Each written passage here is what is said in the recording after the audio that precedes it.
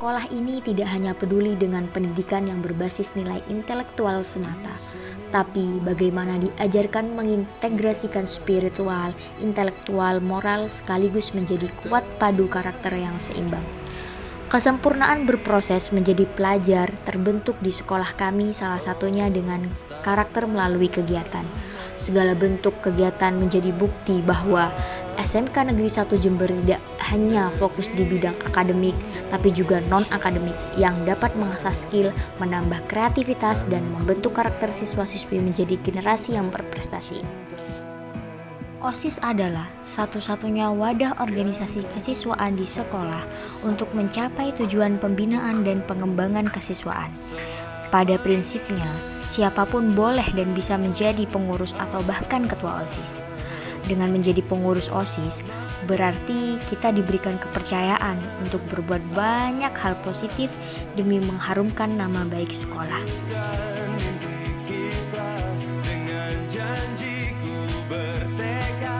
Kedua, PMR, Palang Merah Remaja, merupakan ekstrakurikuler yang bergerak di bidang kesehatan.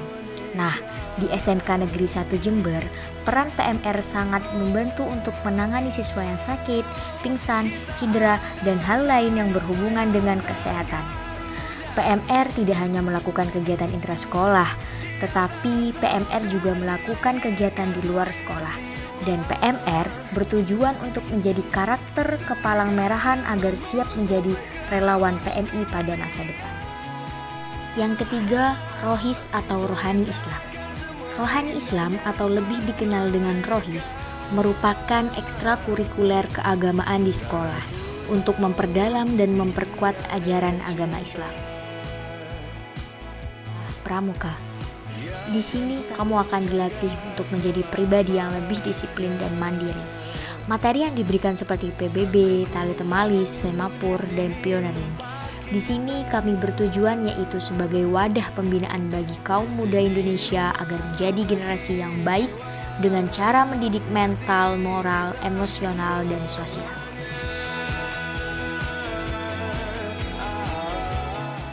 Paskibra. Seperti pada umumnya, kami bertugas untuk melakukan pengibaran bendera Sang Merah Putih pada saat upacara. Kami di sini dilatih untuk lebih disiplin, memilih rasa cinta tanah air, menanamkan semangat nasionalisme dan patriotisme, meningkatkan persatuan persaudaraan dan juga tanggung jawab diri. Tari juga termasuk ekstrakurikuler kesenian sekolah.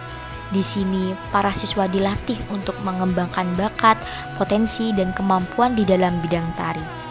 Dan ekstrakurikuler kami juga bisa memperkenalkan tarian tradisional, tarian modern, dan tarian-tarian adat lainnya, yaitu contohnya seperti tari labako dan tari mojang.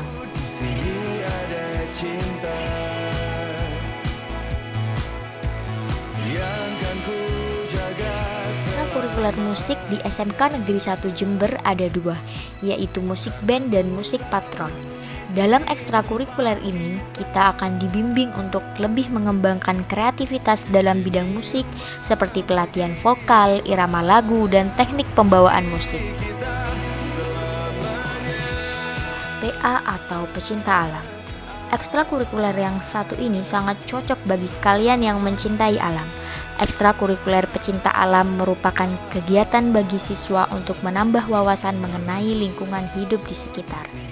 Kegiatan kami yang dilakukan yaitu seperti menjelajahi alam, mendaki gunung, bertahan hidup di alam, dan materi-materi yang berhubungan dengan keilmuan alam.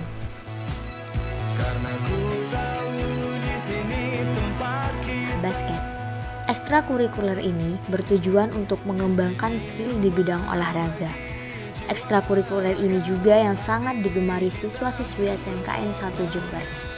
Ekstrakurikuler ini baik untuk kesehatan jantung, mengasah konsentrasi dan disiplin, menguatkan tulang, melatih kekuatan, dan mengembangkan kekuatan mental.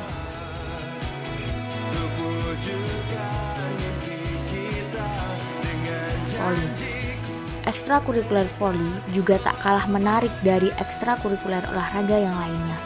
Ekstrakurikuler ini merupakan bagian dari pendidikan jasmani dan olahraga Di sini kita akan dilatih dan dididik agar mahir untuk bermain voli, mendalami skill dan meningkatkan kemampuan dalam bidang voli.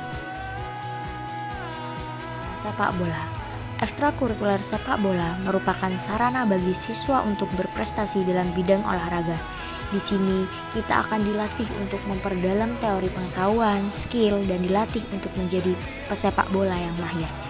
Selain berbagai pelatihan di sekolah, ekstrakurikuler ini juga tak kalah dengan ekstrakurikuler olahraga lainnya.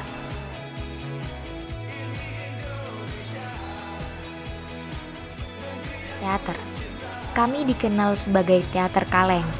Teater menjadi ajang pengembangan diri dari para siswa melalui kegiatan seni pertunjukan drama. Proses dan tujuan pembentukan karakter. Kami di sini dilatih untuk lebih mencintai seni dan juga dilatih untuk percaya diri. Teater kami sudah mempunyai banyak prestasi yang dicapai. Salah satunya yaitu mendapatkan aktor terbaik se-Jawa Timur.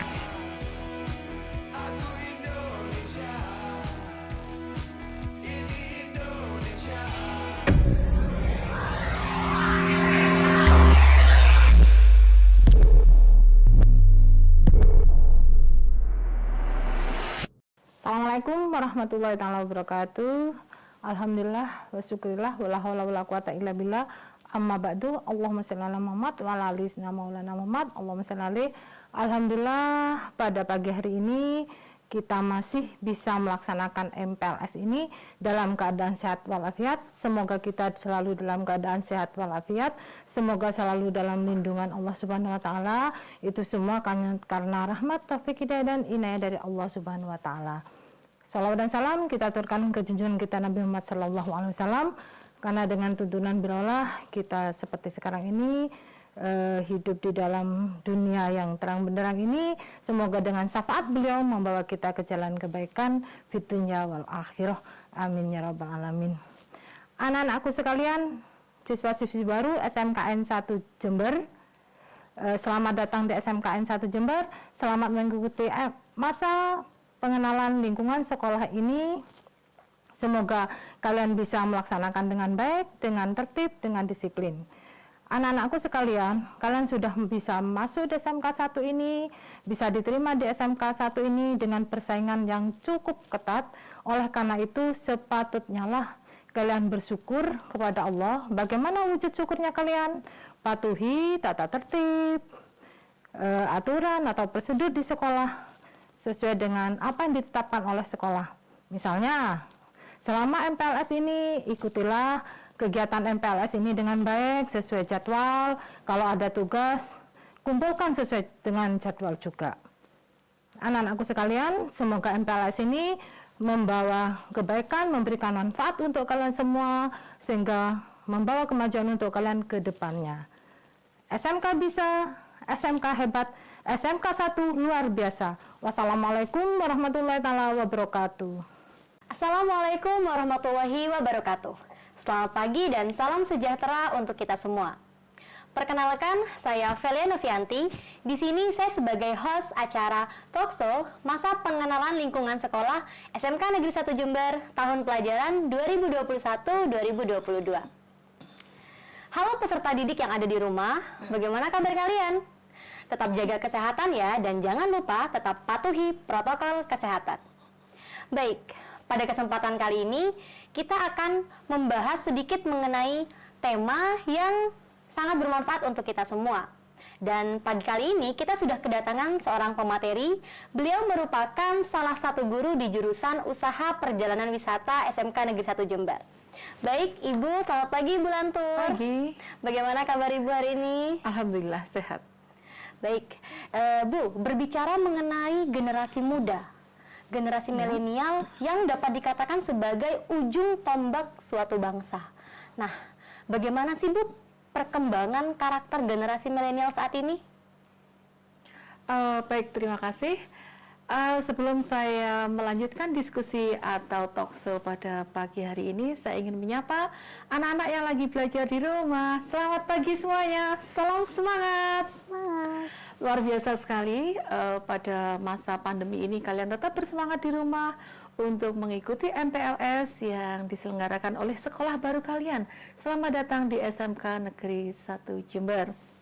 Baik, Ibu Velia, berkaitan dengan pertanyaan bagaimana sih karakter anak-anak di zaman milenial sekarang ini, saya bisa katakan sebenarnya anak-anak ini tidak sepenuhnya dalam kondisi yang baik-baik saja, dalam tanda kutip gitu ya.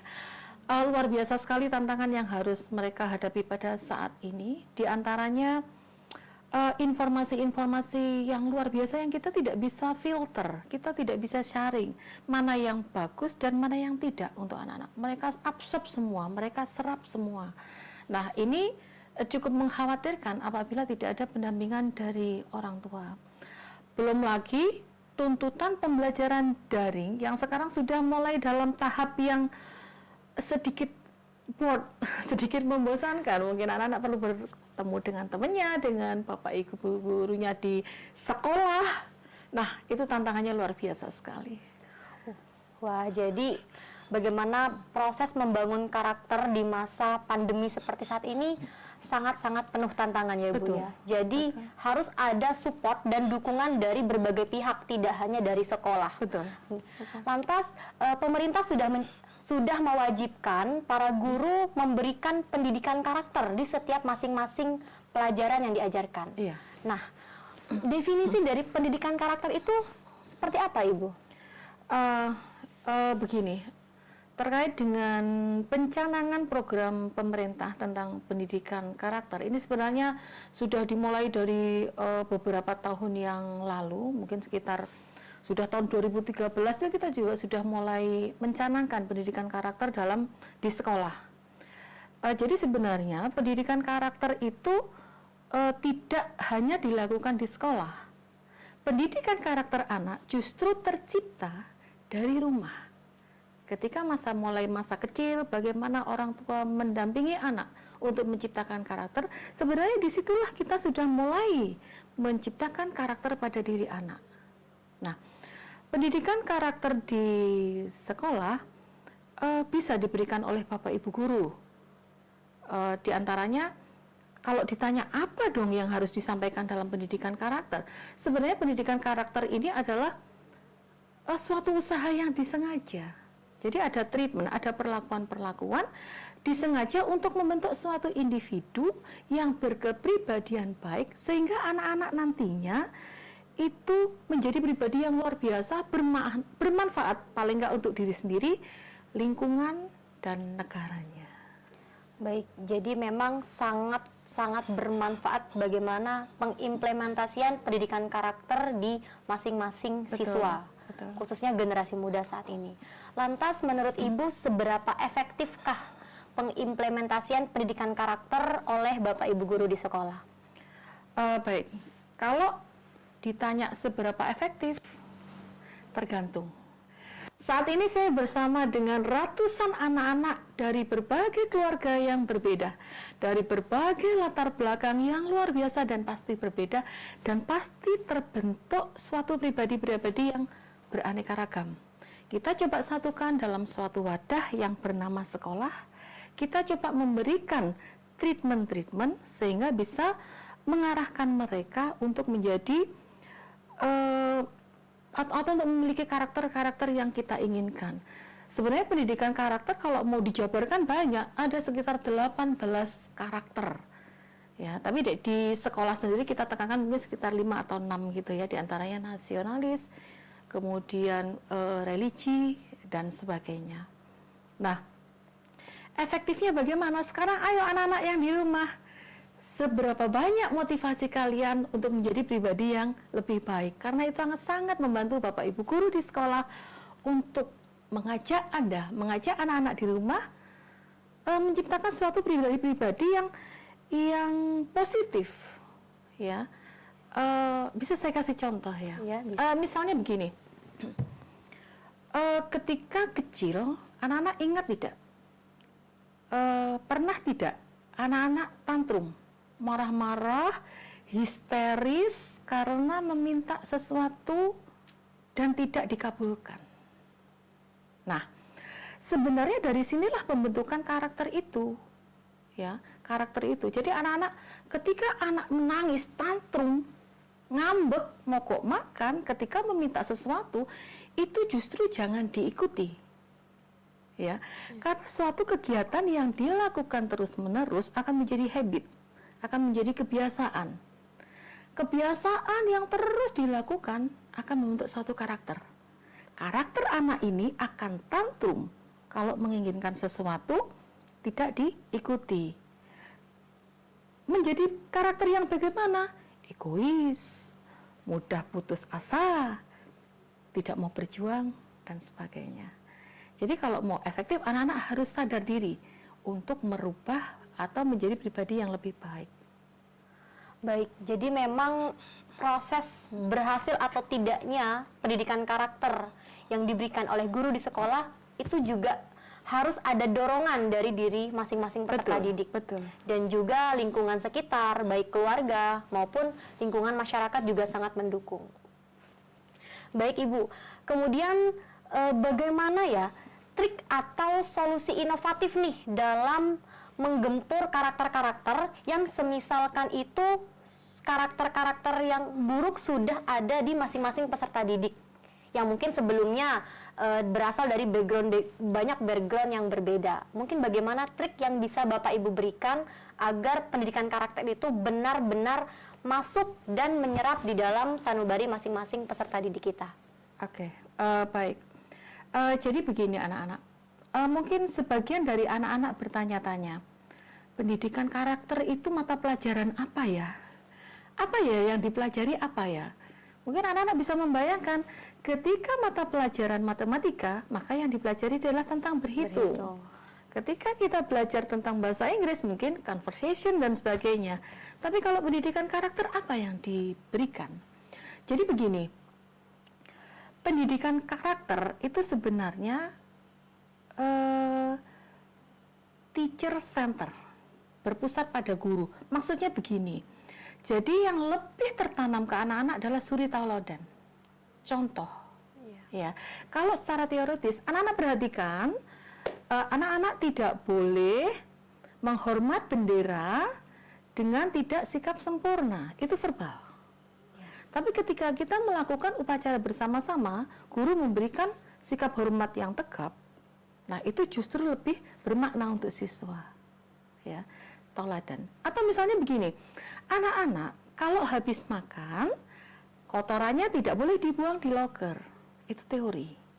Tapi ketika bersama-sama di kelas, sebelum memulai pelajaran, anak-anak mari kita lihat lokernya, ada apa ya di dalam loker. Nah, itu akan membentuk suatu kebiasaan-kebiasaan. Nah, tantangannya kita nggak bisa sekarang bertatap muka dengan anak-anak yang di rumah gitu. Saya sangat merindukan momen-momen itu untuk bertegur sapa dengan anak-anak di rumah. Semangat! Iya, jadi memang di masa pandemi ini sangat banyak keterbatasan, salah satunya yaitu tatap muka guru dan siswa. Memang pemberian materi bisa kita lakukan secara daring, namun pemberian karakter secara langsung dan juga bagaimana merasakan kasih sayang seorang guru kepada peserta didiknya tidak bisa kita rasakan secara langsung ya Bu ya. Tapi sebagai guru kita akan tetap semaksimal mungkin untuk menyampaikan bagaimana pendidikan karakter itu bisa terserap meskipun di masa pandemi seperti sekarang ini. Betul. Dan lagi begini, anak-anak yang ada di rumah masih terus mengikuti talkshow kita ya. Oke, jadi begini anak-anak, jangan pesimis, jangan jangan terlalu memikirkan ini akan menjadi sesuatu yang sulit, tidak. Pendidikan karakter bisa kita ciptakan sendiri, bisa kita upgrade sendiri. Ya, jadi mulai sekarang coba anak-anak berusaha untuk mengupgrade pendidikan karakter dengan cara bagaimana? Yang pertama, cobalah hargai diri sendiri. Caranya bagaimana? Menghargai diri sendiri. Satu, luangkan waktu untuk bahagia. Lakukan sesuatu yang baik untuk tubuh, berolahraga, berolah tubuh, ya. Buat diri menjadi rileks, menjadi nyaman. Bahkan kadang-kadang kita perlu melakukan sesuatu yang gila gitu. Misalnya bermain hujan, bermain pasir gitu untuk melepaskan atau melakukan sesuatu yang sudah lama anak tidak lakukan. Itu silakan.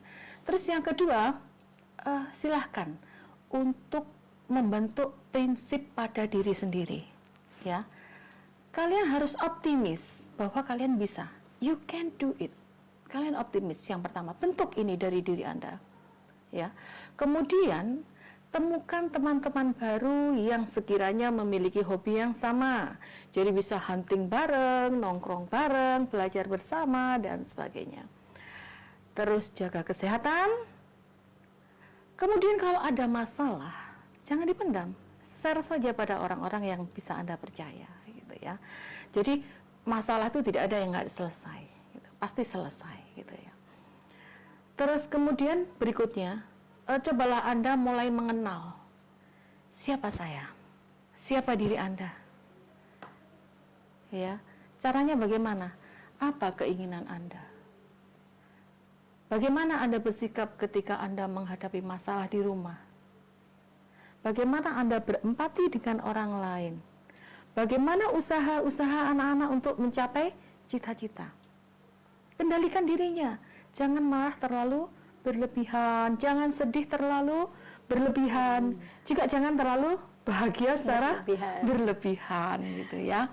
Terus belajar. Dan ini poin yang paling penting.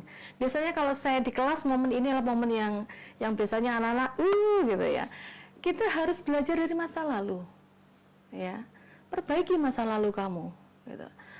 Kadang-kadang kita menciptakan sesuatu kadang yang melemahkan diri sendiri. Contohnya, saya nggak bisa move on nih. Gitu. Nah, sudah ditanamkan nggak bisa move on gitu. Yeah. What? Kamu masih muda guys, gitu ya. Masih muda, come on. Justru masa lalu kamu itu lebih pendek dibandingkan dengan masa depan yang akan kalian raih, ya. Terus berikutnya, perhitungkan setiap tindakan yang akan anak-anak ambil. Oh, kalau saya begini, resikonya begini. Kalau saya nggak ikut daring, resiko saya ini. Kalau saya ikut daring, nanti yang saya dapat ini. Ini dipertimbangkan masing-masing. Plus minusnya. Terus yang berikutnya, komitmen. Ingat, komitmen itu tidak hanya dalam anak-anak menjalin hubungan. Oke, sekarang kita buat komitmen ya, misalnya. Tidak begitu. Komitmen itu kita komit pada apa yang akan kita raih gitu. Saya mau jadi apa ya? Oh, saya sekarang di jurusan OTKP. Oh, saya mau jadi seorang administrator yang handal. Silahkan. Komit pada tujuan itu. Dan yang terpenting adalah disiplin. Nah, sungguh banyak cara bagaimana kita bisa mengembangkan karakter ya Bu. Iya, ya. Betul. Yang terutama adalah bersumber dari diri kita sendiri. Iya. Ya, kekuatan pikiran itu sangat berpengaruh. Luar biasa sekali. Luar biasa sangat berpengaruh. Jadi ketika kita merasa bahwa kita bisa membangun karakter yang baik, insya Allah kita akan bisa. Tapi jika kita sudah pesimis di awal, oh saya tidak akan bisa, maka itu akan sulit ya Bu diraihnya. Iya. Oke, jadi bagaimana keberhasilan sekolah dalam memberikan pendidikan karakter itu juga harus didukung penuh oleh peserta didik dan juga lingkungan-lingkungan di sekitar tempat tinggal peserta didik. Seperti itu Ibu. Iya. Ya. Lantas di masa pandemi seperti sekarang Ibu, di mana peserta didik sangat diberikan keterbatasan, khususnya salah satunya di sekolah maupun kegiatan-kegiatan di luar, seperti tidak bisa jalan-jalan terlalu jauh karena adanya pembatasan wilayah dan lain sebagainya. Lantas bagaimana ya cara peserta didik agar bisa membangun karakter dengan menyiapkan planning-planning yang membuat dia bisa happy nih. Tapi kadang kebanyakan mereka jenuh Ibu di rumah. Jenuh di rumah, pengen keluar. Ketika keluar, mereka dibatasi. Nah, itu mungkin Ibu akan bisa memberikan masukan kepada mereka. Baik, untuk anak-anakku yang ada di rumah, saya ada sedikit trik ini. Jadi sebenarnya permasalahan-permasalahan yang timbul, kalau kita smart, itu menjadi opportunity bagi kita. Contoh, misalnya begini, di saat orang-orang itu sekarang mager, malas bergerak ya, apa-apa maunya duduk. Nah, itu menjadi suatu masalah karena di situ akan muncul banyak ini ya, obesitas, sakit dan sebagainya. Nah, kita bisa menciptakan kesempatan di situ. Caranya bagaimana? Oh, saya mau tawarkan jualan online untuk kaum mager di rumah. Nah, sama. Pada saat sekarang anak-anak jenuh, anak-anak bosan, mau ngapain? Handphone lagi, kuota habis misalnya, mau main tidak bisa, terbatas misalnya. Nah, ciptakan peluang di situ. Coba, kalau dalam kondisi yang seperti ini, anak-anak akan tidur atau akan mengembangkan pikiran-pikiran negatif kemana-mana, menghayal, atau melakukan sesuatu yang positif. Nah, tadi Ibu sudah pernah sampaikan, tadi saya sampaikan ya, salah satu poin supaya kita bisa membentuk karakter adalah lakukan sesuatu yang menyenangkan yang sudah lama tidak anak-anak lakukan. Apa itu? Saya tidak tahu. Mungkin hobi, atau mungkin anak-anak ingin menciptakan kreasi yang dulu sangat terbatas ketika anak-anak harus hadir di sekolah. Itu lakukan di rumah. Dari opportunity, dari kesempatan-kesempatan itu, nanti anak-anak akan tercipta suatu ide yang baru. Ingat, kalau kita tidur, pikiran kita akan stop di situ. Seperti mata pisau. Kalau kita bangun dan berpikir kreatif, maka akan semakin menciptakan karya-karya kreatif yang lainnya gitu. Jadi kalau pisau semakin diasah, semakin sering digunakan diasah, maka dia akan semakin tajam. Gitu ya. Semangat, jangan menyerah pada keadaan. Sekarang coba mulai sekarang anak-anak pikirkan di rumah bagaimana menciptakan kesempatan di era keterbatasan pada saat hari ini, pada saat ini, gitu. Wah, jadi memang kita harus mengambil peluang dari setiap kesempatan. Jadi meskipun pandemi, kita jangan rebahan melulu ya Bu ya. Nah, jangan sebagai alasan kita rebahan, males-malesan, sekolah daring, jenuh. Hilangkan pikiran seperti itu, mari kita bangkit bersama. Karena masa depan bangsa ada di tangan kita, salah satunya generasi milenial. Nah, Bu, berkaitan dengan pendidikan karakter yang semisalnya sudah tertanam nih di diri peserta didik. Dan masing-masing peserta didik pasti sudah memiliki impian. Betul. Entah itu cita-cita atau bahkan masa depan yang sudah mereka rencanakan. Menurut Ibu, menurut Ibu, apakah pendidikan karakter itu dapat membantu peserta didik dalam meraih impian tersebut, Ibu? Iya, baik, sangat. Sekarang ini ketika anak-anak berbicara atau disentuhkan pada kata pendidikan karakter, maka yang terbayang adalah latihan baris berbaris, ya kan? Berdisiplin. Nah, disiplin itu memang ada di depan, gitu. Ya, disiplin itu di depan. Karena kalau kita berdisiplin, karakter yang lain akan ngikut. Contoh, kita disiplin waktu. Otomatis di karakter religius, anak-anak akan tepat waktu melaksanakan salat, misalnya menjaga kebersihan, misalnya gitu. Ketika anak-anak mencoba disiplin menggunakan rencana-rencana, anak-anak kan membuat planning itu ya, rencana disiplin gitu. Pengaruhnya apa ke pendidikan karakter? Anak-anak nggak akan kemana-mana, fokus, berkomitmen di situ, terintegriti, integritasnya bagus. Gitu. Jadi banyak. Kalau misalnya kita care sama orang lain, misalnya kita suka bergotong royong, ingat ya, orang yang sukses dalam dunia kerja bukan hanya ditentukan pada IQ, bukan hanya ditentukan pada intelektual, tapi lebih banyak ke sosial emosi, social equation atau kecerdasan sosial. Bisa dibayangkan ketika Anda mempunyai otak yang brilian, tapi Anda tidak bisa bekerja sama dengan orang lain. Atau misalnya ketika ditegur pimpinan, anak-anak marah, tersinggung, misalnya. Nah, itu sosial emosinya tidak bagus. Jadi kalau kita lebih bisa bekerja sama, berempati dengan orang lain, justru ini 80% itu akan membawa anak-anak pada kesuksesan. So no worry. Sekarang anak-anak yang bilang IQ saya pas-pasan, tidak perlu khawatir. Kembangkan saja kecerdasan sosial Anda mulai sekarang. Nah, sungguh bermanfaat sekali ya bagaimana pendidikan karakter mendukung terciptanya impian. Nah, Ibu, tapi generasi sekarang ini ada istilah nih yang lagi viral, yaitu insecure. Nah, di mana-mana mereka selalu insecure, baik dari fisik maupun kemampuan intelektualnya, dan itu membuat mereka itu sering down, sering tidak percaya diri. Nah, seperti itu. Nah, bagaimana ya, Bu, agar mereka ini bisa membangunlah kepercayaan diri mereka, agar mereka tidak insecure lagi, seperti itu. Bagaimana kira-kira kiat-kiat? Ya. Baik anak-anak, jujur sekarang saya tanya, jawab dalam hati. Dari mana anak-anak mendengar, memahami, dan menggunakan kata-kata insecure? Dari medsos kan? Nah, insecure, aku insecure dengan badiku, insecure dengan kemampuanku, dan sebagainya. Mudah kok menghilangkannya. Hilangkan aja kata in-nya, jadi secure dong. Iya kan, gitu ya. Jadi cintai diri sendiri. Kita itu pribadi yang unik.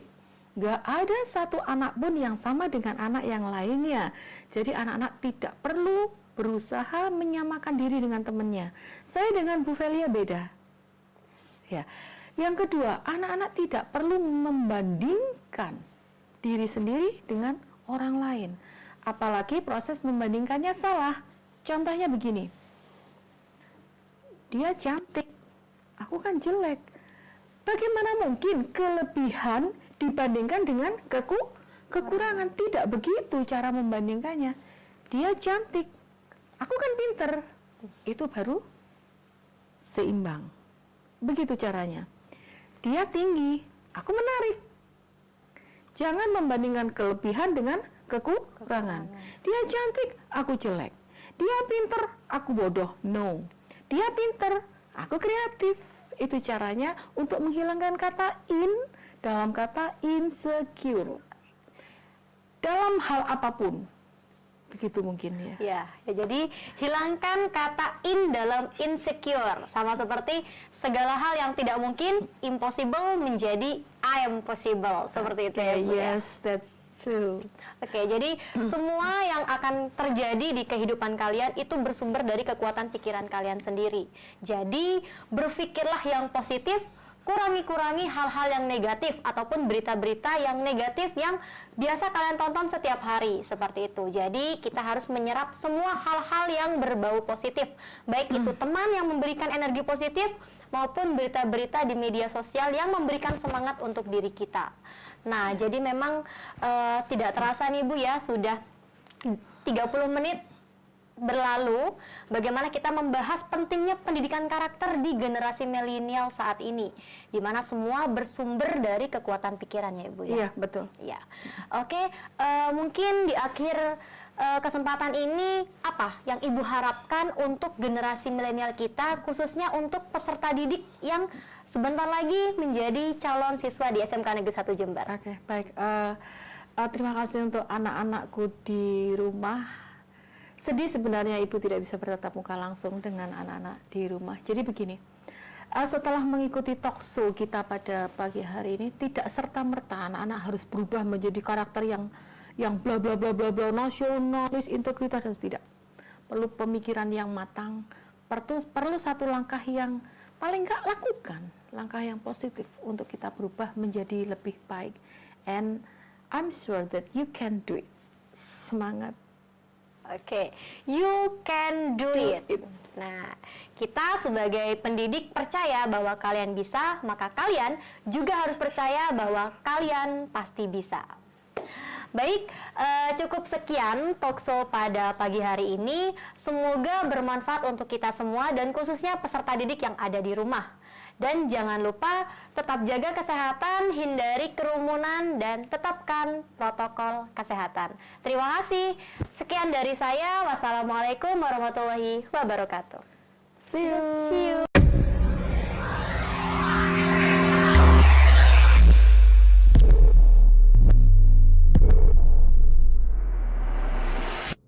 Assalamualaikum warahmatullahi wabarakatuh. Waalaikumsalam warahmatullahi wabarakatuh. Selamat pagi dan salam sejahtera untuk kita semua. Selamat pagi adik-adik yang sedang di rumah. Bagaimana kabar kalian? Ibu harap kalian tetap terjaga ya kesehatannya, stay at home, dan tetap patuhi protokol kesehatan. Nah, berjumpa lagi dengan Ibu yaitu Ibu Vela Novianti sebagai host acara talkshow Masa Pengenalan Lingkungan Sekolah SMK Negeri 1 Jember tahun pelajaran 2021-2022. Nah, pada kesempatan kali ini, di samping Ibu sudah ada Bapak Bayu. Beliau merupakan guru olahraga di SMK Negeri 1 Jember. Selamat pagi Bapak Bayu. Selamat pagi. Bagaimana Pak kabar hari ini? Alhamdulillah sehat selalu. Salam olahraga. Salam olahraga. Wah, terus semangat ya Pak ya? Siap, semangat. Semangat. Guru olahraga berarti berolahraga setiap hari ya Pak? Pastinya. Oh, harus. Dan untuk peserta didik yang di rumah juga harus olahraga tiap hari. Biar imun tetap naik ya Pak ya? Terjaga. Tetap. Nah, terkait dengan perbincangan kita pagi ini, kita akan membahas sedikit mengenai bahaya dari narkoba. Wah, cukup berat nih Pak ya pembicaraannya. Nah, untuk adik-adik mohon disimak dengan baik ya, karena Pak Bayu akan menyampaikan apa sih narkoba itu dan lengkap dengan bahaya-bahayanya. Nah, terkait dengan kondisi saat ini Pak, kondisi pandemi, di mana generasi muda usia-usia produktif pembelajarannya di rumah. Nah, interaksi bertemu dengan para guru sangat minim sekali. Betul. Jadi, bagaimana peserta didik itu ketika di rumah memanfaatkan waktu dengan sebaik-baiknya, yaitu dengan menghindari hal-hal yang negatif, salah satunya terjerumus ke dalam penggunaan narkoba. Nah, sebelum lebih lanjut, saya ingin bertanya nih Pak, sebenarnya narkoba itu seperti apa sih Pak? Begini, jadi narkoba itu bisa kita definisikan, yaitu narkotika dan obat psikotropika serta obat adiktif lainnya. Ya, jadi narkoba itu tidak lazim saat ini ya, di era globalisasi ini, di era abad 21 ini, kita tidak asing lagi mendengar kata narkoba. Ya. Jadi adik-adik ya atau anak-anak yang di rumah, kita pastinya sudah sedikit mengerti, tapi nanti akan saya jelaskan lebih singkat bagaimana nanti dampak-dampaknya, kemudian akibat, terus cara menghindarinya, seperti itu. Iya, jadi memang narkoba itu merupakan narkotika, psikotropika, dan zat adiktif lainnya. Nah, kalau boleh tahu, narkoba itu jenis-jenisnya seperti apa, Pak? Narkoba ada beberapa jenis, ya. Jadi ada beberapa golongan. Yang pertama golongan 1 itu seperti heroin, ya, terus ganja, kemudian kokain, ya, itu termasuk golongan pertama. Kemudian ada golongan yang kedua, ya, itu juga termasuk membahayakan, sejenis morfin, ya, kemudian zat peditin. Nah, kemudian ada lagi golongan ketiga, jenis narkoba, yaitu tentang kodein, tentang etil dan lain sebagainya. Itu juga salah satu zat yang cukup membahayakan. Ya. Jadi memang ada banyak jenis narkoba, dan untuk adik-adik di rumah harap hindari berbagai jenis obat-obatan yang menurut kalian tuh tidak familiar atau tidak mengetahui apa itu obatnya ya Pak ya. Karena bisa jadi yang kalian temukan itu adalah termasuk narkoba. Betul. Gitu. Jadi betul sekali. harap dihindarilah jika kalian menemukan di lingkungan pergaulan kalian ada obat-obat yang menurut kalian ini obat apa gitu ya Pak ya. Betul sekali. Oke, baik. Kemudian narkoba itu sifatnya adalah ketergantungan ya Pak ya. Iya. Nah, memberikan ketergantungan sehingga pemakainya itu merasa terus-menerus harus menggunakan. Nah, menurut Bapak selain memberikan dampak ketergantungan, apa saja dampak-dampak negatif ya tentunya yang ditimbulkan ketika seseorang itu mengkonsumsi narkoba? Baik, sebenarnya narkoba itu bisa digunakan, namun itu hanya untuk resep-resep dokter, hanya untuk pengobatan-pengobatan. Ya, namun era saat ini banyak sekali, ya, bahkan sampai kurang lebih 4 juta orang, ya, 4 juta orang penduduk Indonesia itu yang sudah terkena dampak narkoba tersebut. Jadi penyalahgunaan itu untuk jenis kesehatan, ya, itu bisa merusak organ-organ tubuh, ya, kemudian bisa berdampak infeksi virus seperti HIV/AIDS, karena dengan adanya penyalahgunaan narkoba sendiri itu nanti berdampak seks bebas dan lain-lain, ya. Kemudian overdosis, bahkan sampai berujung kematian. Ya. Jadi ini harus hati-hati sekali dari segi kesehatan. Nah, kemudian dari segi psikologi ya, Ya. dari psikologi kejiwaan. Nah, ini rentan sekali dengan bahaya penyalahgunaan narkoba. Bisa jadi itu menyebabkan kriminalitas, ya. Kemudian kecelakaan ya, karena menggunakan, kemudian Hilang di jalan kesadaran. itu error dan sebagainya, itu bisa menimbulkan kecelakaan. Kemudian kejahatan seksual mungkin itu juga sering terjadi dengan dampaknya narkoba tersebut. Kemudian tindak kekerasan seperti rampok, kemudian pemalakan dan sebagainya, itu banyak sekali karena faktor narkoba tersendiri. Ya, bahkan di lingkungan keluarga pun itu juga sangat berbahaya. Jadi menghilangkan keharmonisan keluarga. Ya, benar Dampaknya sekali. seperti itu. Iya, jadi dampak dari penggunaan narkoba itu sangat kompleks sekali, baik dari untuk diri sendiri, bagi si pemakai, Kesehatan. ya, kesehatan, lingkungan keluarga, dan lingkungan sekitarnya.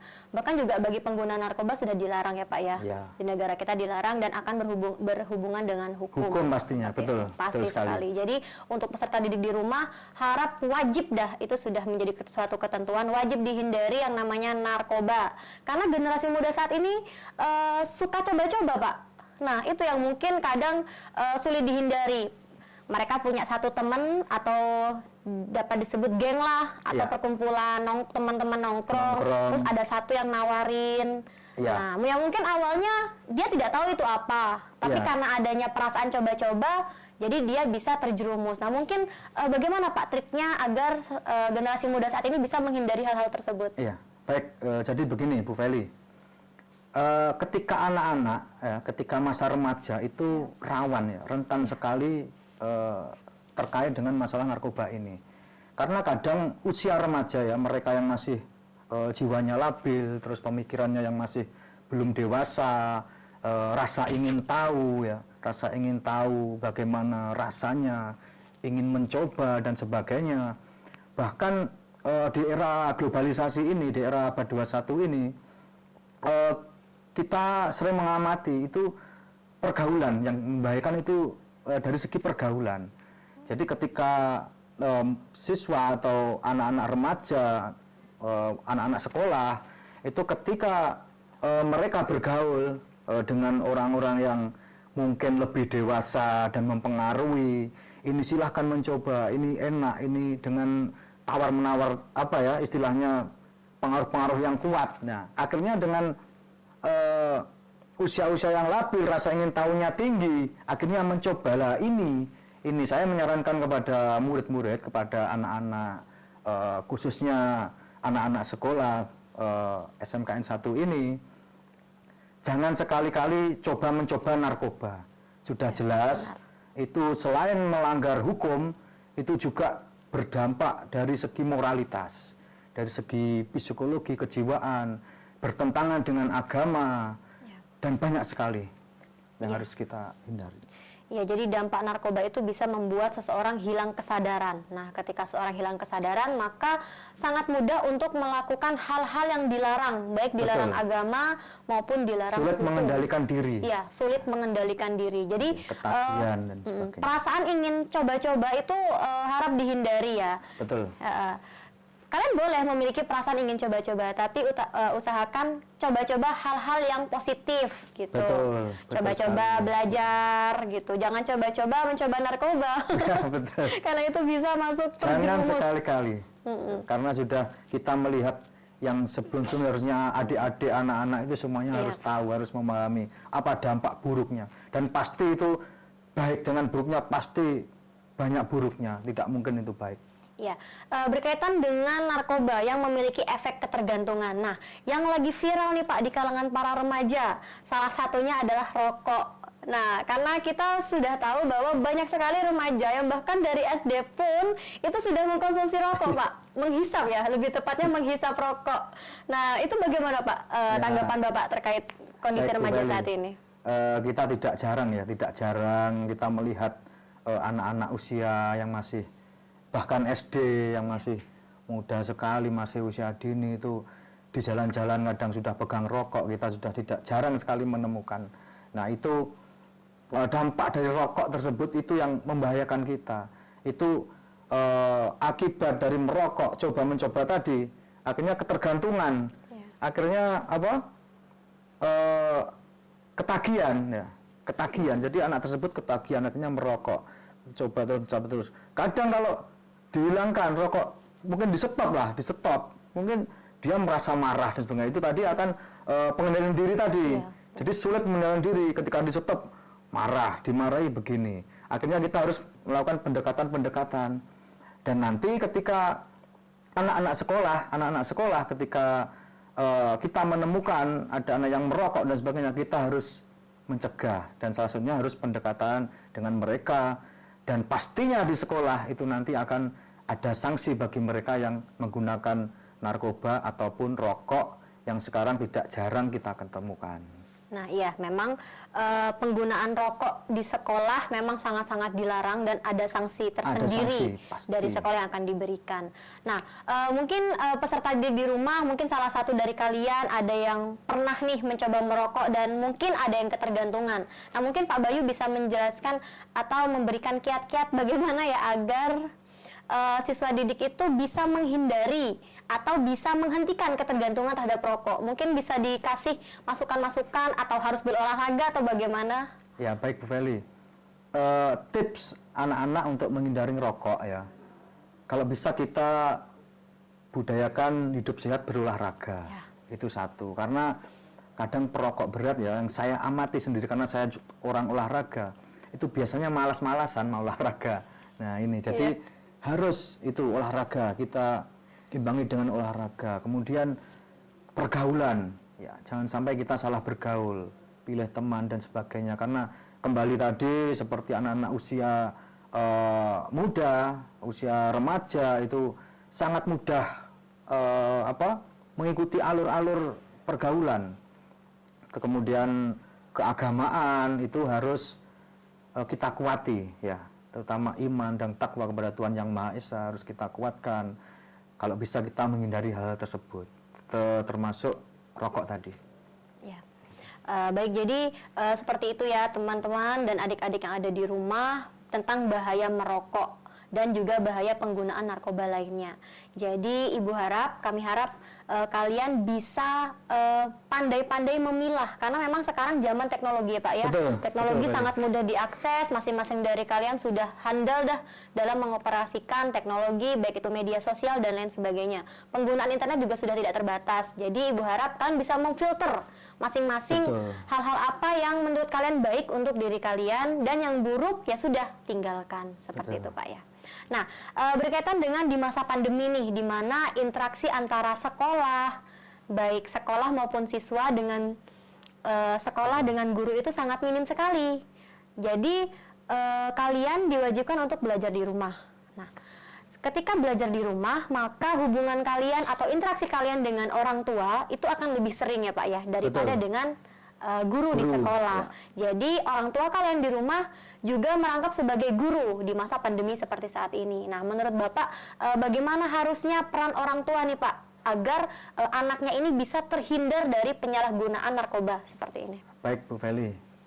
Jadi untuk orang tua wali murid ya, karena saat ini seperti itu kondisinya, kita pandemi ya. Pandemi, terus kita tidak bisa langsung memberikan motivasi kepada siswa secara tatap muka dan bisa memberikan tuntunan yang lebih kuat kepada siswa, itu kita lebih kembalikan kepada orang tua. Akhirnya mau tidak mau orang tua harus lebih mengawasi kepada peserta didik. Jadi di rumah bagaimana cara belajarnya, kemudian sopan santun kepada orang tua, kegiatan apa yang sering dilakukan. Karena jujur saja, guru saat ini kita tidak bisa 100% mengontrol murid-murid kita. Benar. Jadi sebagian besar kita kembalikan kepada orang tua untuk mengontrol lebih, penekanannya lebih kepada peserta didik agar mereka benar-benar di rumah itu belajar dan menghindari hal-hal yang negatif. Itu. Jadi memang peran orang tua sangat besar dalam pertumbuh kembang Betul, anak itu Pak ya. betul, Jadi perannya kalian juga harus dekat dengan orang tua. Misalkan ada teman kalian yang menawari obat-obatan yang menurut kalian tidak kenal itu obat apa, harus dikonsultasikan dengan orang tua ya Pak ya. Betul sekali. Iya. Karena memang banyak anak generasi zaman sekarang itu lebih dekat dengan temannya Pak daripada Betul. dekat dengan orang tuanya. Harus gitu. berhati-hati ya. Seperti apa yang saya sampaikan tadi, jadi pergaulan itu sangat penting. Jadi saya sarankan kepada anak-anak peserta didik di rumah itu jangan sampai kita salah bergaul. Iya. Seperti itu. Jadi memang kita memilih dan memilah teman dengan baik itu sangat perlu ya Pak Penting ya. sekali. Penting sekali karena track record kita ke depannya kita akan menjadi seperti apa itu tergantung dengan pergaulan kita gitu. Betul. Bukan kita memilih-milih teman dilihat dari kaya dan miskin, tidak, tapi dari bagaimana kita bisa mendapatkan energi positif Iya, dari sikap, teman yang iya. kita temani itu, seperti itu. Iya. Jadi memang terkait dengan pembahasan kita tadi cukup menyeramkan ya Pak dampak dari penggunaan narkoba. Betul. Nah, jika memang ada pertanyaan bahwa jika ada seseorang nih yang sudah terlanjur terjerumus ke dalam penggunaan narkoba. Nah, kadang kan anak itu mungkin benar-benar taubat gini, benar-benar ingin merubah menjadi lebih baik lagi. Nah, mungkin Bapak bisa memberikan masukan terkait anak-anak yang mungkin pernah terjerumus tapi ingin memperbaiki dan ingin menghentikan kegiatan-kegiatan yang negatif tersebut. Bagaimana Pak? Masukan untuk anak baik tersebut. Bu Feli. Jadi tidak sedikit juga yang sudah sering orang-orang sudah sering mengkonsumsi narkoba dan akhirnya berhenti itu juga sudah banyak sekali. Ya, jadi kegiatan-kegiatan yang sudah pernah dilakukan itu benar-benar sudah stop. Ya, jadi kita merubah kegiatan tersebut kegiatan yang positif. Jadi salah satunya tadi yang pernah saya sampaikan tadi dengan cara mendekatkan diri kepada Tuhan Yang Maha Esa, kemudian melakukan kegiatan-kegiatan positif, melakukan kegiatan olahraga ya, karena saya sendiri orang olahraga, jadi harus kegiatan itu seperti rekreasi, menghibur diri. Jadi jangan sampai kita kembali kepada hal-hal yang negatif tersebut, salah satunya narkoba tadi. Ya.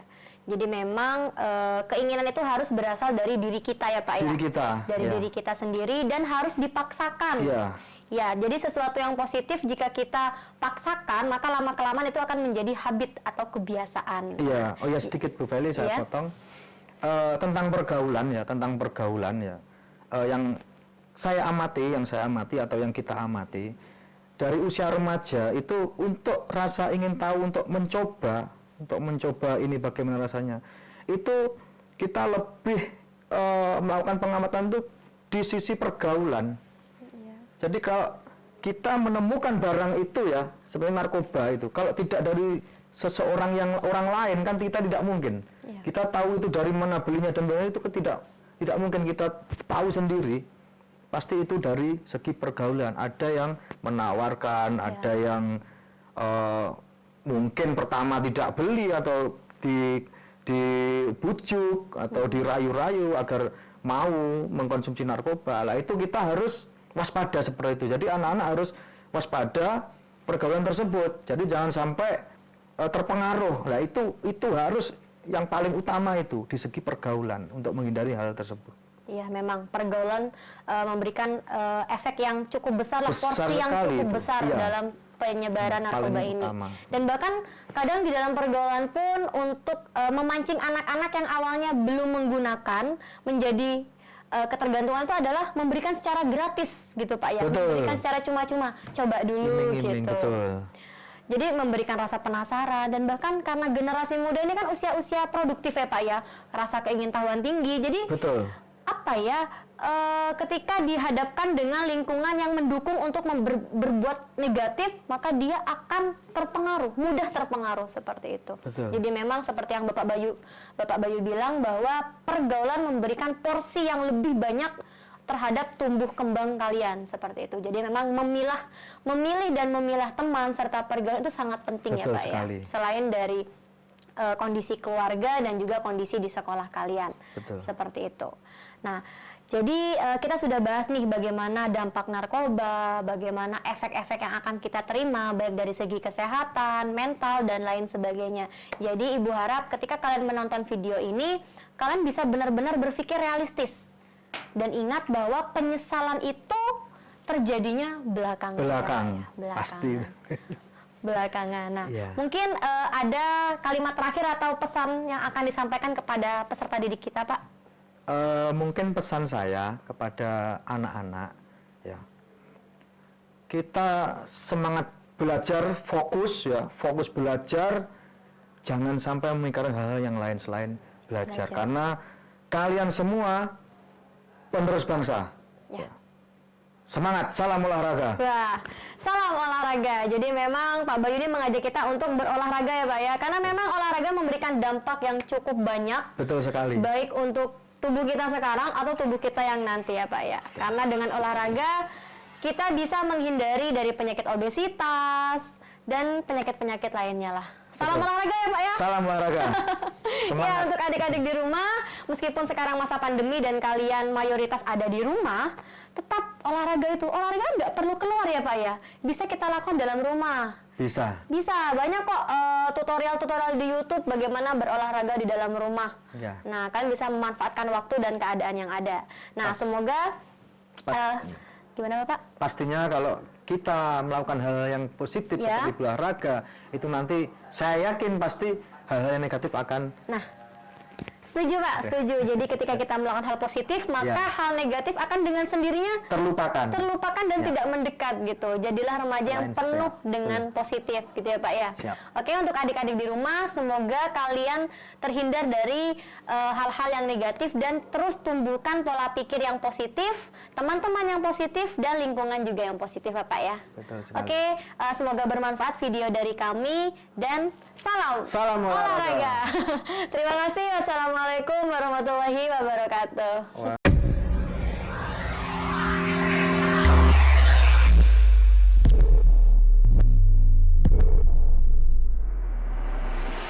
Assalamualaikum warahmatullahi wabarakatuh. Waalaikumsalam warahmatullahi wabarakatuh.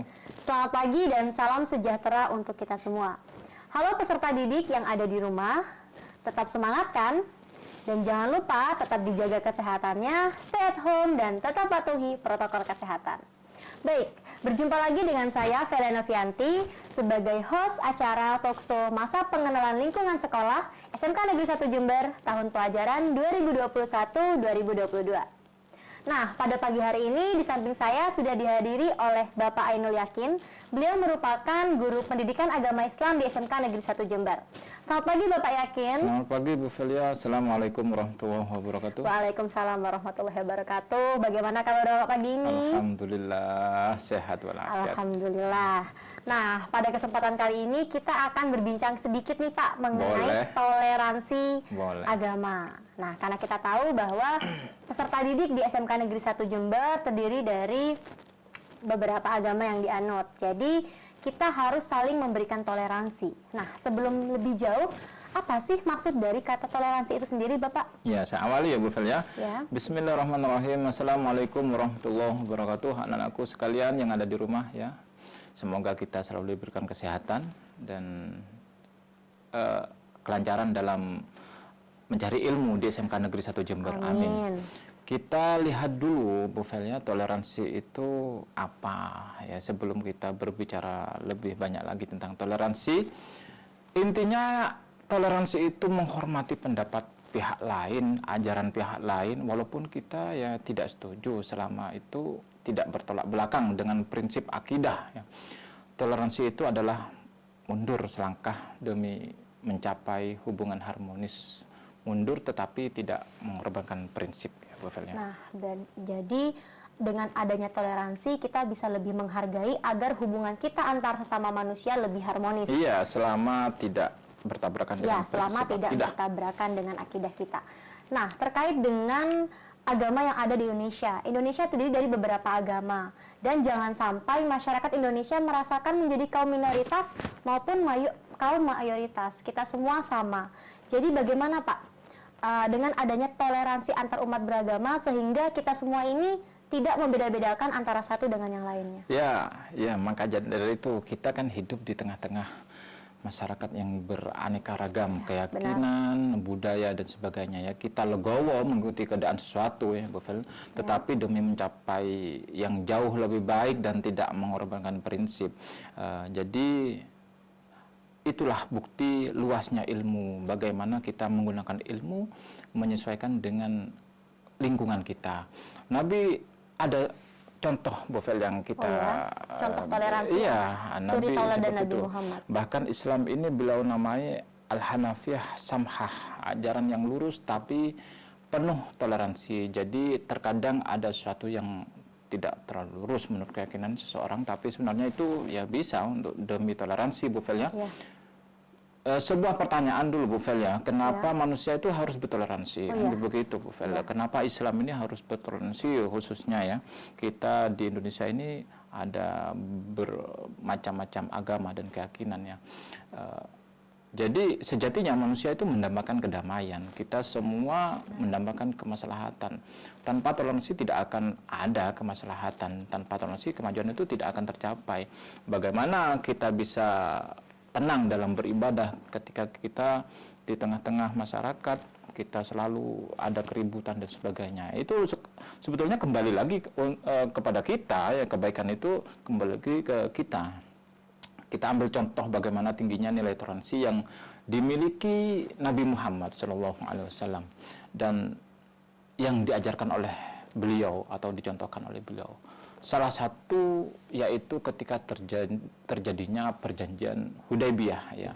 Ada suatu perjanjian yang namanya perjanjian Hudaybiyah. Nabi bersama sahabat-sahabat beliau pergi ke Mekah dari Madinah untuk umroh. Jadi Nabi bersama sahabat dari Madinah menuju ke Mekah. Sebelum masuk ke Mekah, beliau dihadang oleh kaum kafir Quraisy ya. Tidak boleh masuk, tidak boleh pergi umroh. Maka terjadi dialog di sana untuk perdamaian. Lalu dalam dialog itu disepakati perlunya perdamaian misfire ya. Jadi misfire itu tidak ada peperangan selama 10 tahun ya. Misfire. Tapi ada butir-butir waktu yang tertulis di sana, yaitu akan ditulis perjanjian itu Nabi memerintahkan Sayyidina Ali. Tulis Bismillahirrahmanirrahim. Tapi kata pemimpin kaum kafir Quraisy tersebut, oh saya tidak mau ada Bismillahirrahmanirrahim. Jadi Ar-Rahman, Ar-Rahim itu disuruh hapus Bu Fel ya. Saya maunya Bismikallahumma ya. Jadi Rahman Rahim tidak mau disuruh hapus. Lalu kata Nabi memerintahkan kepada Sayyidina Ali, ya hapus saja, tulis saja Bismikallahumma ya. Sayyidina Ali keberatan ya sebetulnya. Tapi Nabi memerintahkan untuk ya turuti saja sudah demi perdamaian Bismikallahumma ya. Dan itu tidak bertabrakan dengan prinsip atau akidah. Jadi tertulis Bismikallahumma ya. Terus ada satu contoh lagi di sana Nabi Muhammad ditulis Nabi Rasulullah bahwa tapi oleh kaum kafir Quraisy aku tidak meyakini engkau sebagai Rasulullah ya, tulis saja Nabi putra Abdullah ya, disuruh tulis saja Muhammad putra Abdullah ya. Ini dihapuslah Rasulullah itu lalu tertulis Muhammad putra Abdullah gitu Bu Fel ya. Jadi memang Rasulullah sudah mengajarkan bertoleransi antar umat beragama. Ya, betul. Ya.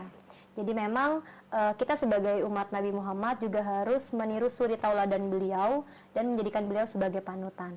Nah, berkaitan dengan toleransi nih Pak, dan khususnya untuk peserta didik MPLS yang sebentar lagi menjadi calon peserta atau calon siswa di SMK Negeri 1 Jember.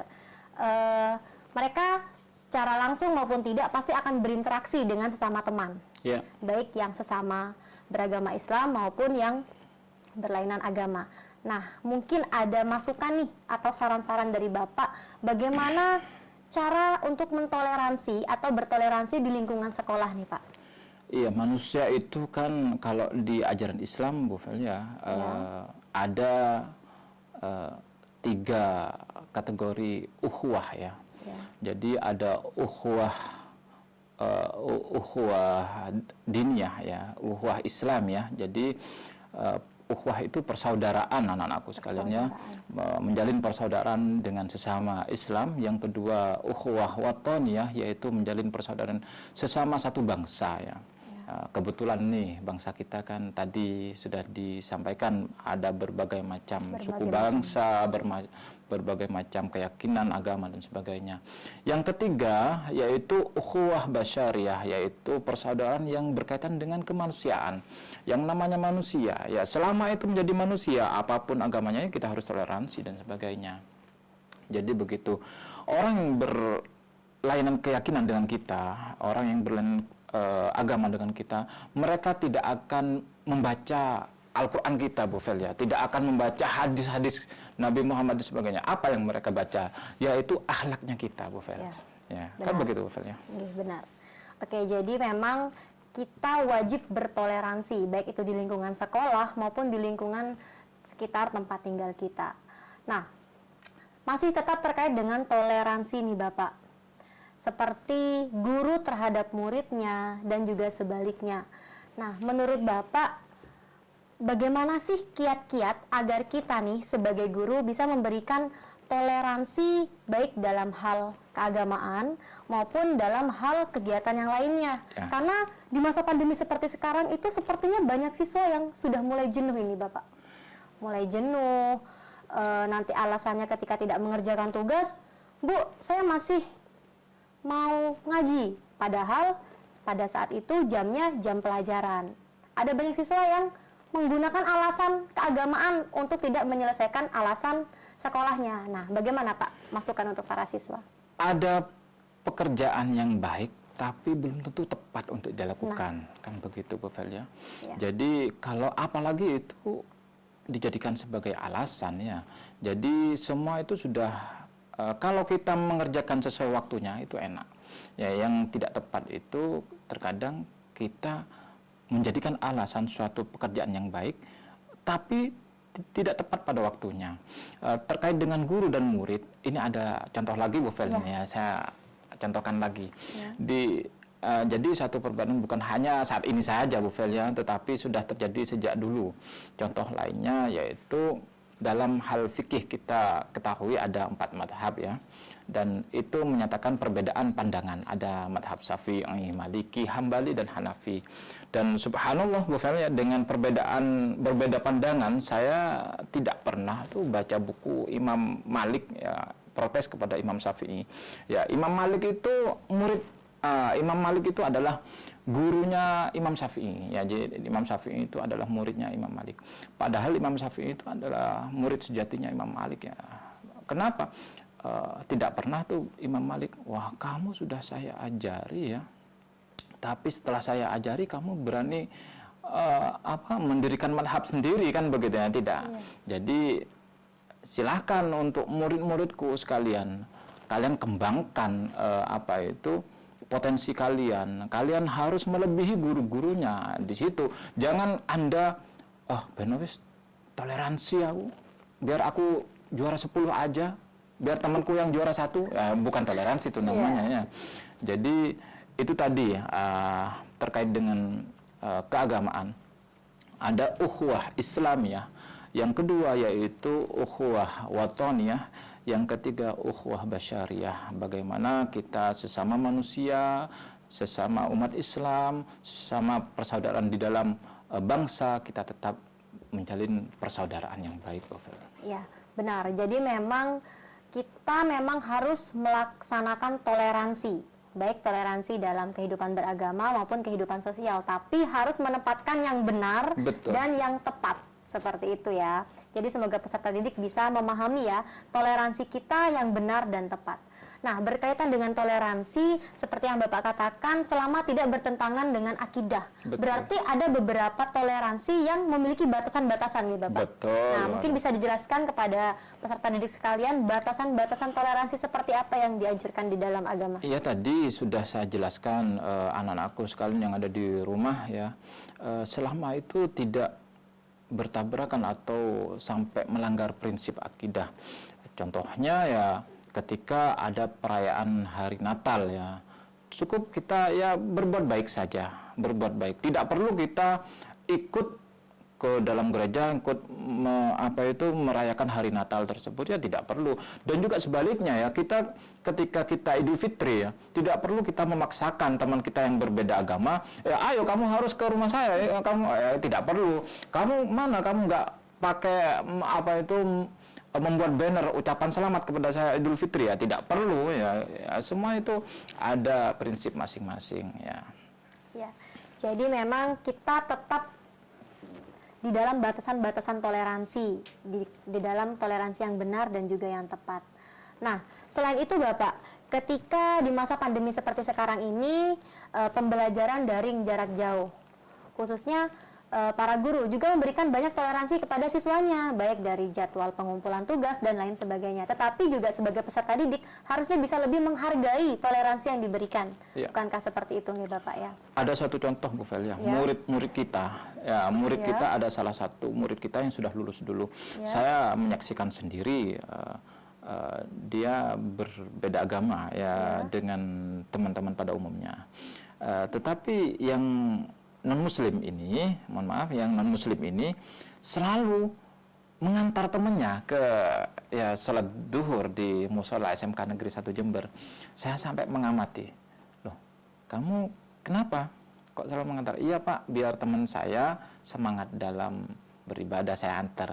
Tetapi ada suatu pelajaran di sana yang bisa saya lihat. Dia cukup mengantar saja, tidak perlu, dia tidak sampai naik ke musola, tidak. Ini contoh, sama seperti kita, kebalikannya. Ketika kita berhubungan dengan teman, ya kita baik-baik saja, gitu. Ya, maka dari itu,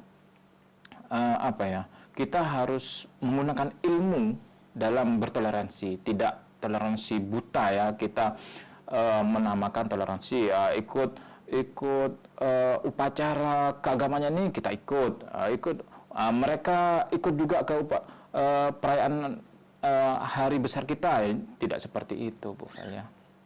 Kita tidak butuh orang yang hanya banyak ilmu ya, tetapi juga bagaimana bisa menyusun ilmu itu untuk lingkungannya ya, begitu. Jadi orang yang memiliki ilmu itu bagaimana bisa menyesuaikan dengan lingkungannya.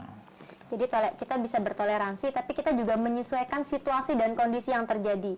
Jadi jangan hanya berbekal toleransi, lantas kita bisa melakukan semuanya sampai di luar batasan-batasan di dalam agama kita. Nah, itu tidak boleh. Jadi kita harus tetap melaksanakan toleransi sesuai dengan batasan-batasan yang tertulis dan juga tidak di luar akidah kita. Iya, betul. Gitu, Bapak. Bicara mengenai toleransi di era sekarang ini, di mana penggunaan gadget atau teknologi sudah semakin maju dan semakin canggih. Bahkan mayoritas generasi muda sudah bisa mengoperasikan gadget tersebut. Nah, Bapak, berkaitan dengan toleransi nih, saya banyak menemukan bahwa ada banyak generasi muda atau yang biasa kita sebut netizen, itu berasal dari usia-usia produktif, yang bahkan mereka itu lebih aktif di media sosial. Nah, ditakutkan ketika netizen-netizen itu berkomentar secara vulgar atau sampai batas-batas toleransi terlewati, itu bagaimana Bapak? Ya, pada detailnya ya saya tidak terlalu mengikuti masalah netizen, bahasa netizen ya, mungkin Bu Velia yang lebih paham bahasa netizen ini. Tapi saya pernah mengetahui bahwa bagaimana ya pertengkaran, caci maki itu tidak jarang lagi di dunia sosmed ya, Bu Velia. Jadi sebaiknya kita menggunakan media tersebut untuk kebaikan. Khairun nas anfa'uhum linnas. Jadi sebaik-baik manusia yang sekiranya bermanfaat untuk manusia yang lain. Di mana tidak sebatas di lingkungan, tapi di lingkungan mana untuk saat ini. Apalagi di dunianya anak-anak ya, dunianya itu bukan lebih banyak tidak di dunia nyata, tapi lebih banyak menghabiskan waktu di dunia yang maya ya, di sosmed dan sebagainya. Jadi konsep khairun nas anfa'uhum linnas itu bisa diterapkan di sosmed tersebut. Sebaik-baik manusia yaitu yang bermanfaat untuk manusia yang lain. Kita gunakan postingan yang baik, perkataan yang baik ya. Ya, ini menandakan bahwa umat Islam itu sangat dikehendaki untuk menjadi orang yang baik, tidak menjadi orang yang baik saja, ya, tapi juga bermanfaat untuk orang lain. Sebagaimana kata Islam itu sendiri, Bu Fel, ya. Berasal dari kata aslama yuslimu islaman, yang artinya yaitu keselamatan, kesejahteraan dan kedamaian. Begitu, Bu Fel?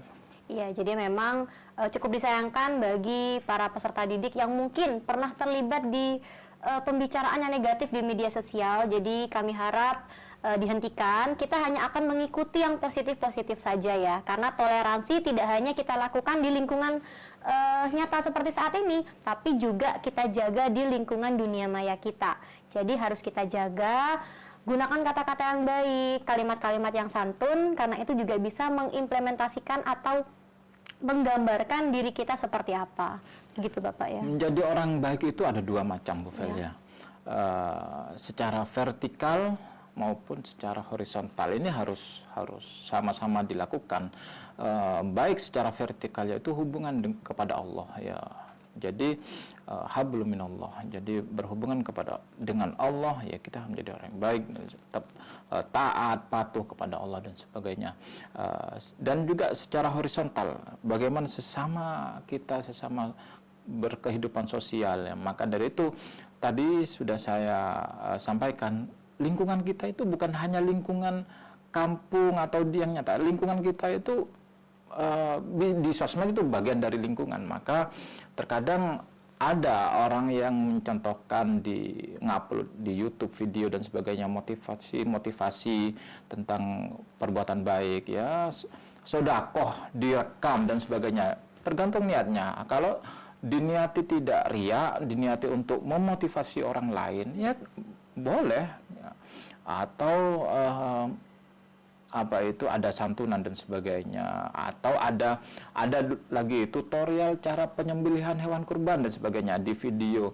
Itu kan bermanfaat untuk orang lain. Bagaimana ya cara menyembelih hewan, atau ayam bisa menyembelih sendiri dengan syar'i misalkan.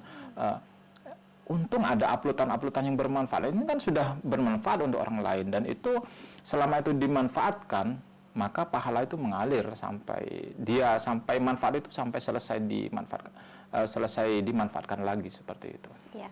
Jadi memang ada banyak cara bagaimana kita bisa berbuat baik sebagai menghasilkan sebuah video edukasi ataupun sebagai netizen yang kita menikmati hasil dari video tersebut. Yang penting kita bisa menjaga lisan dan jari kita. Nah, baik secara nyata maupun di dalam dunia maya. Baik Pak Yakin, mungkin cukup sekian pembicaraan kita pada pagi kali ini. Cukup seru dan tentunya sangat bermanfaat bagi kita semua, khususnya peserta didik yang ada di rumah. Nah, untuk adik-adik, semoga bermanfaat ya pembicaraan kita pada kali ini. Dan kami harap dapat diimplementasikan atau dipraktekkan langsung, baik di lingkungan kalian, di lingkungan sekolah maupun di lingkungan sekitarnya. Nah, sekian dari kami. Wassalamualaikum warahmatullahi wabarakatuh. Waalaikumsalam warahmatullahi wabarakatuh.